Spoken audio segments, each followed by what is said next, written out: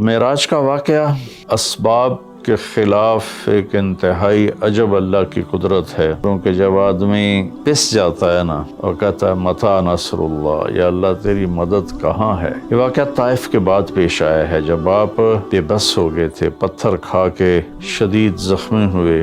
دوسرے فرشتہ وہ پانی لایا زمزم کا، اس سے آپ کے سینے کو صاف کیا، پھر دل باہر نکالا، اس کو چیرا، اسے صاف کیا، اور پھر دوبارہ دل کو رکھ دیا، سینے کو بند کر دیا۔ اب یہ سارا کچھ اپنے ہوش میں دیکھ رہے تھے۔ پھر وہاں سے براق پہ سوار ہوئے، آپ کو سوار کرایا گیا، اور وہ تھوڑا مستی کرنے لگا تو جبریل بولے تو یہ پتہ ہے تیرے اوپر کون سوار ہیں؟ تو اس کے ساتھ ہی وہ ایک دم سر نیچے کر گیا۔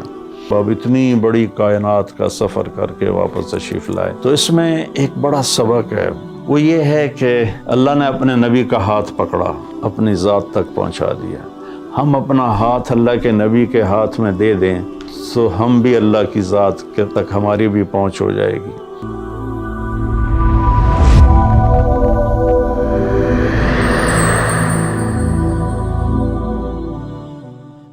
رجب کے مہینہ میں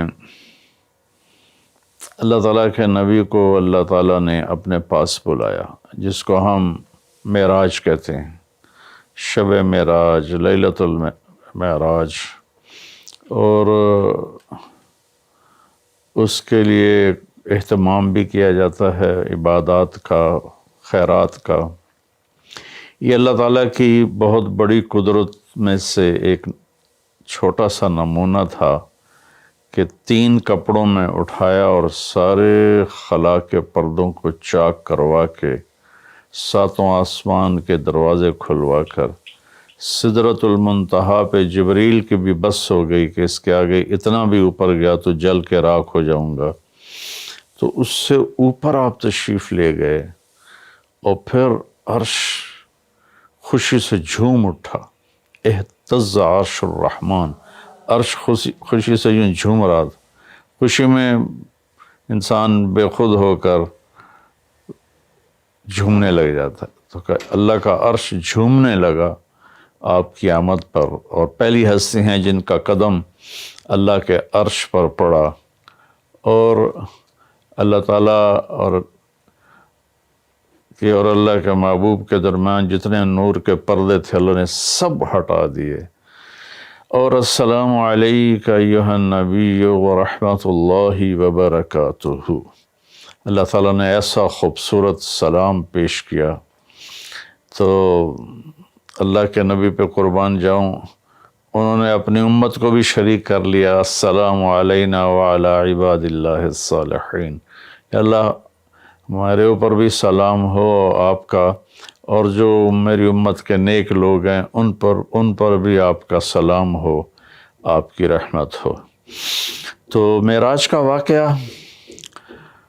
اسباب کے خلاف ایک انتہائی عجب اللہ کی قدرت ہے، اور اس میں ایک چھوٹی سی بات عرض کروں کہ جب آدمی پس جاتا ہے نا اور کہتا ہے متی نصر اللہ، یا اللہ تیری مدد کہاں ہے، تو پھر اللہ کی طرف سے جواب آتا ہے الا ان نصر اللہ قریب، بے شک میری مدد قریب ہے، آ رہی ہے۔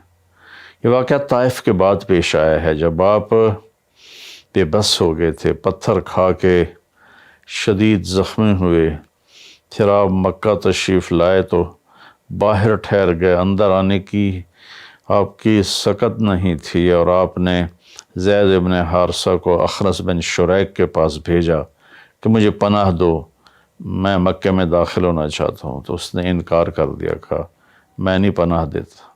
پھر اپنے سہیل ابن عمر کو پیغام بھیجا کہ مجھے پناہ دو، اس نے بھی انکار کر دیا۔ پھر ایک اور عرب کے سردار تھے، ان کو پیغام بھیجا، غالباً صفوان بن امیہ کو پیغام بھیجا کہ مجھے پناہ دو، تو انہوں نے بھی انکار کر دیا۔ تو پھر آپ نے مطعم بن عدی کو پیغام بھیجا، ان کے بیٹے جبیر صحابی بنے، تو مطعم بن عدی کو پیغام بھیجا، تو وہ آپ نے بچوں کو لے کر باہر گیا اور اللہ کے نبی کو اپنے بیٹوں کے ساتھ لے کر مکے میں انٹر ہوا، حرم شریف میں آ کے اعلان کیا آج کے بعد محمد بن عبداللہ صلی اللہ علیہ وسلم میری پناہ میں ہے، انہیں کوئی ٹچ نہیں کر سکتا۔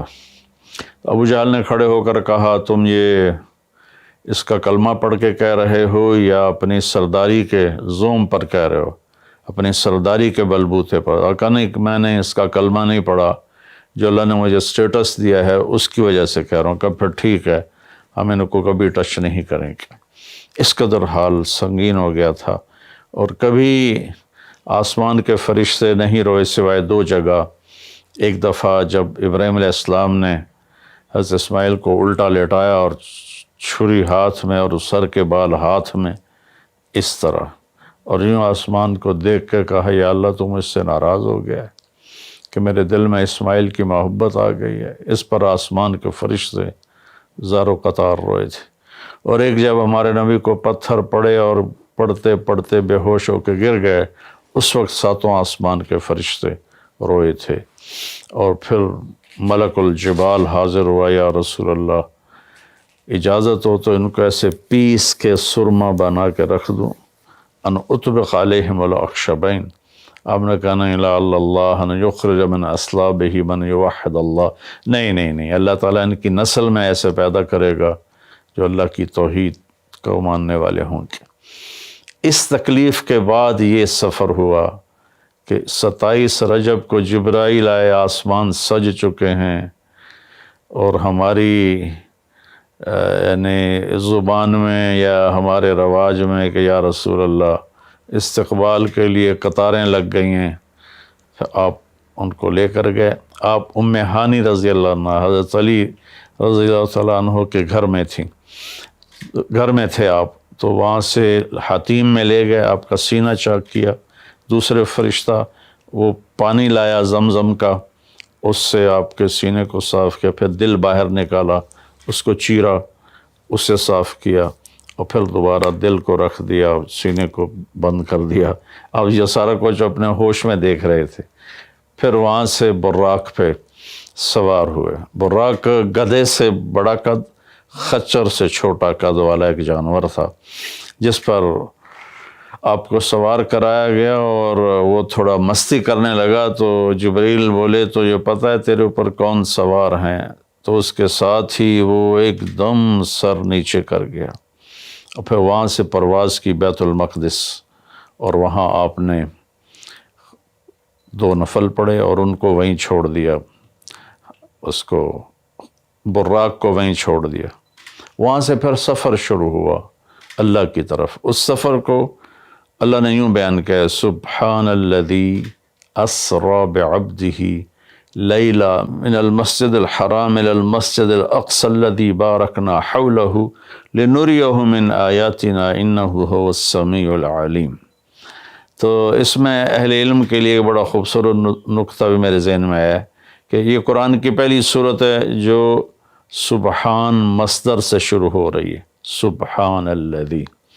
پھر اس کو آگے لے جا کر اللہ تعالیٰ نے مصدر کے بعد فعل ماضی ہوتا ہے تو سبح للہ ما فی السماوات والارض کے ساتھ شروع کیا، تو مصدر آیا، ماضی آیا، ماضی کے بعد مضارع ہوتا ہے، فیوچر ہوتا ہے، مستقبل ہوتا ہے، تو یسبح للہ ما فی السماوات وما فی الارض الملک القدوس العزیز الحکیم۔ پھر اس کے بعد امر کا صیغہ ہوتا ہے، تو سبح اسم ربک الاعلی الذی خلق فسوی۔ یہ قرآن کا اعجاز ہے، قرآن کی خوبصورتی ہے، قرآن کی بلاغت ہے۔ سبحان، سبح، یسبح، سبح۔ تو اللہ تعالیٰ نے پہلے اپنی پاکیزگی کو بیان کیا کہ جو کچھ کہنے والا ہوں میں سب کچھ کر سکتا ہوں، میرے لیے کوئی مشکل نہیں کہ میں اپنے بندے کو لے کر گیا۔ اللہ آنے جانے سے پاک ہے، لیکن با کا اضافہ یہ بتاتا ہے کہ اللہ تعالیٰ کہہ رہے تھے یوں ہی سمجھو کہ میں اپنے بندے کو خود لے کر گیا اوپر۔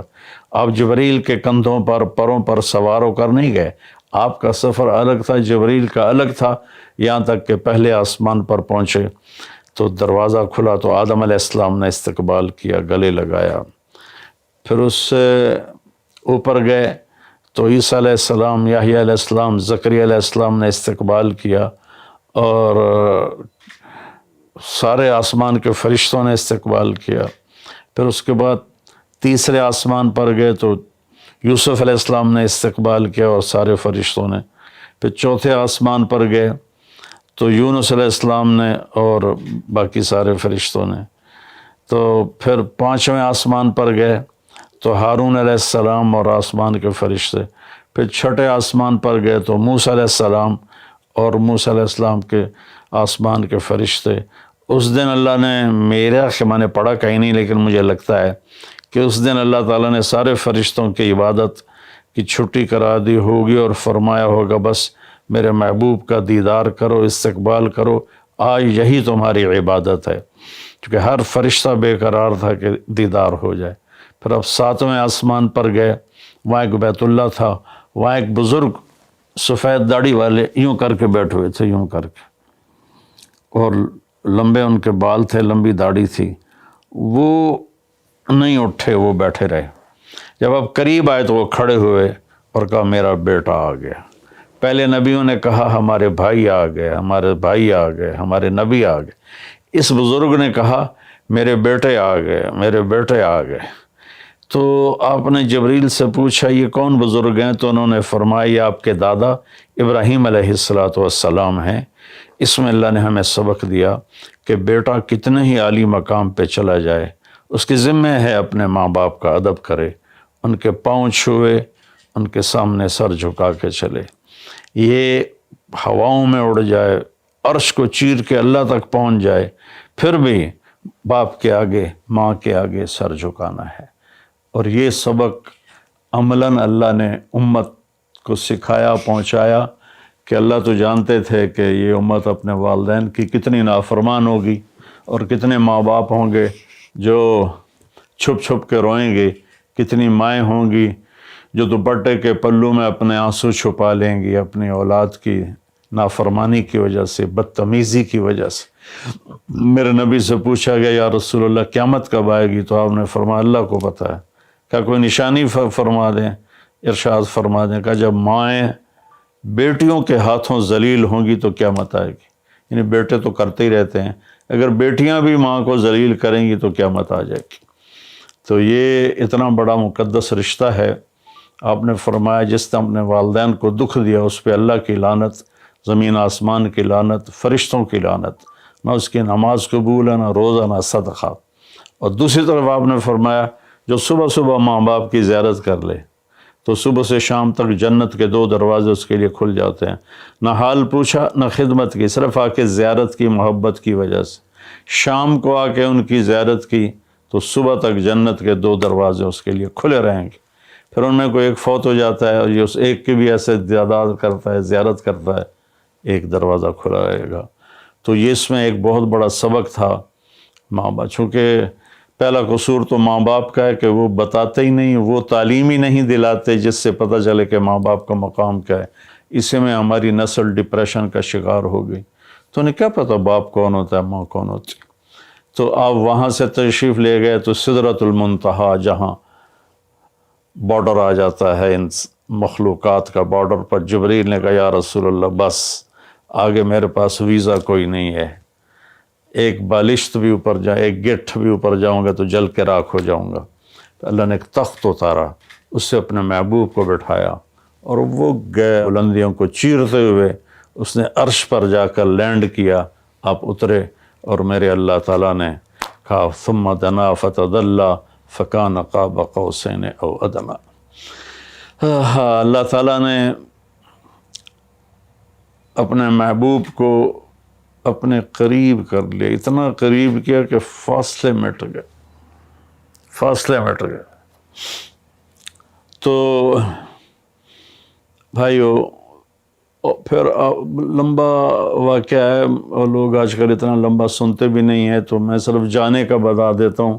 واپسی کا بھی پورا ایک کہانی ہے، جنت دکھائی، جہنم دکھائی، جنتی دکھائے، جہنمی دکھائے، سارا کچھ دکھایا، سود خور دکھائے، بے نمازی دکھائے، نمازی دکھائے، اپنے سب کو اپنی آنکھوں سے دیکھا، جہنم کو بھڑکتے دیکھا، جنت کو چمکتے دیکھا، جہنم کو دہکتے دیکھا اور جنت کو مہکتے دیکھا۔ یہ سب کچھ آپ نے اپنی آنکھوں سے دیکھا، اور پھر آپ واپس تشریف لائے۔ تو جب آپ پہنچے تو ابھی رات کا حصہ باقی تھا اور رات گزری نہیں تھی جب آپ اتنی بڑی کائنات کا سفر کر کے واپس تشریف لائے۔ تو اس میں ایک بڑا سبق ہے، وہ یہ ہے کہ اللہ نے اپنے نبی کا ہاتھ پکڑا اور اپنی ذات تک پہنچا دیا۔ ہم اپنا ہاتھ اللہ کے نبی کے ہاتھ میں دے دیں تو ہم بھی اللہ کی ذات کے تک ہماری بھی پہنچ ہو جائے گی۔ اگر کوئی بڑائی کے سفر طے کرنا چاہتا، بڑا آدمی بننا چاہتا ہے کہ میں تو جی گریٹ مین بننا چاہتا ہوں، میں کامیابی چاہتا ہوں، میں سکسیسفل لائف چاہتا ہوں، تو کامیابی ہے کہ میرا آپ کا اللہ ہم پہ راضی ہو، جب ہم مریں تو وہ ہم سے خوش ہو کر ملے، ہمیں جنت کا پروانہ دے۔ یہ ہے کامیابی۔ یہ نہیں کہ آپ بڑے مالدار بن گئے، آپ امریکہ کے صدر بن گئے، یہ نہیں ہے۔ کامیابی یہ ہے کہ آپ سے مجھ سے اللہ راضی ہو جائے، یہ سب سے بڑی کامیابی ہے۔ تو اللہ تعالیٰ کے نبی کے ہاتھوں میں ہاتھ دے دے تو اللہ تک پہنچائی آسان ہو جائے گی۔ ایک واقعہ سنا کے ختم کرتا ہوں۔ ایک بدو آیا، کہنے لگا ہے محمد، آپ نے کہا جی۔ آپ بدتمیزی کا جواب بدتمیزی سے نہیں، پیار سے دیتے، جی تیری 3 باتیں بڑی عجیب ہیں۔ آپ نے کہا کیا؟ تو کہتا ہم باپ دادے کا دین چھوڑ کے تیرے دین پہ آ جائیں گے، ہم کیوں چھوڑیں باپ دادے کا دین؟ کہا اچھا، اور؟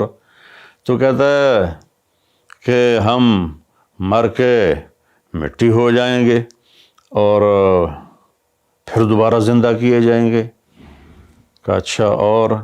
تو کہتا ہے سورے عرب کو تیری امت فتح کر لے گی، ایران اور یورپ کو بھی تیری امت فتح کر لے گی۔ تو یہ کیسی بچوں والی باتیں کہا، ان کو روٹی نہیں ملتی اور یہ سنا رہا ہے ان کو کہ اس سے کیسر اور کسرا 2 بڑے بلاک تھے اس وقت۔ تو آپ نے مسکرا کے فرمایا انشاءاللہ تیری عمر لمبی ہوگی، تو دیکھے گا کہ سارا عرب و عجم میرا کلمہ پڑھے گا، پھر تو دیکھے گا کہ سارا عرب و عجم یہاں مدینہ ڈھک کے آئے گا، اور پھر تو دیکھے گا کہ اللہ تعالیٰ قیامت کے دن تجھے بھی کھڑا کرے گا، مجھے بھی کھڑا کرے گا، اور میں تیرا ہاتھ پکڑ کے تجھے یاد دلاؤں گا کہ ہو گیا یہ زندہ ہونا کہ نہیں ہوا۔ تو وہ کہنے لگا نہیں میں نہیں مانتا، تو چلا گیا۔ اس نے پھر ابوبکر صدیق کے دور میں دیکھا سارا عرب فتح ہو گیا، کہنے لگا پہلی بات تو پوری ہوگی، ساری قوم نے کلمہ پڑھ لیا۔ حضرت عمر کا زمانہ آیا تو کیسر اور کسرا پٹ گئے، تو کہنے لگا دوئی گل بھی پوری ہوگی، ہن باویں تری ہو ہی نہ جاوے کدائیں، چلیے بھائی کلمہ پڑھیے۔ تو وہ وہاں سے اپنے علاقے سے آیا، حضرت عمر کے دربار میں آ کر اس نے کلمہ پڑھا۔ جب وہ آپ کی محفل میں آتا آپ اس کے لیے کھڑے ہو جاتے، بڑا اکرام کرتے۔ تو ایک دفعہ فرمایا کہ تم دیکھتے ہو میں اس بدو کا بڑا اکرام کرتا ہوں، میں اس محفل میں تھا جس میں اللہ کے نبی نے کہا تھا کہ رہے گی تیسری بات تو تیرا ہاتھ پکڑ کے بتاؤں گا کہ ہوئی کہ نہیں ہوئی، ہم مر کے زندہ ہوئے ہیں کہ نہیں ہوئے، اور قیامت کا دن جس کا ہاتھ میرے نبی کے ہاتھ میں آ گیا وہ جنت میں پہنچانے سے پہلے کبھی نہیں چھوڑیں گے۔ تو یہ وہ شخص ہے جس کا ہاتھ میرے نبی نے پکڑا ہوا ہے، اس کو جنت تک پہنچا کے چھوڑیں گے۔ تو میرے عزیزوں، میرے بھائی بہنوں، بچوں بچیوں، ہم مختلف قسم کی نافرمانیوں کا شکار ہیں اور اس میں ہم لذت ڈھونڈتے پھر رہے ہیں اور فرسٹریشن کا شکار ہیں۔ ہماری نئی نسل نشوں پہ لگی ہوئی ہے۔ اللہ کے واسطے سب سے ہاتھ چھڑا کر اللہ کے نبی کو اپنا ہاتھ پکڑا دو، آپ کو یوں پکڑیں گے اور اللہ پاک سے جا کر ملا دیں گے، اور فرشتے بھی آپ پر رشک کریں گے۔ یہ واقعہ معراج کی اصل تھیم ہے اور واقعہ معراج کا اصل پیغام ہے کہ کی محمد سے وفا تو نے تو ہم تیرے ہیں، یہ جہاں چیز ہے کہ لوح و قلم تیرے ہیں۔ السلام علیکم ورحمۃ اللہ۔ دی جا ایام کی تلخی کو بھی ہنس کے ناصر، غم کو سہنے میں بھی قدرت نے مزہ رکھا ہے۔